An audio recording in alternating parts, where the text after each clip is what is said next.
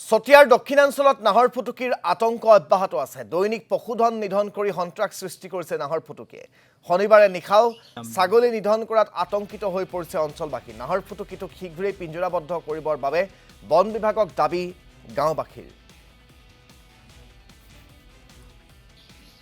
ইফালে আৱাজ এটা পালোঁ, মানে ইয়াত বাঁহ চাহ এইবিলাক লগোৱা আছিলে, সেইবিলাক যেতিয়া মাটিত পৰিল তেতিয়া গম পালোঁ যে ইয়াত বাঘ আহিছে।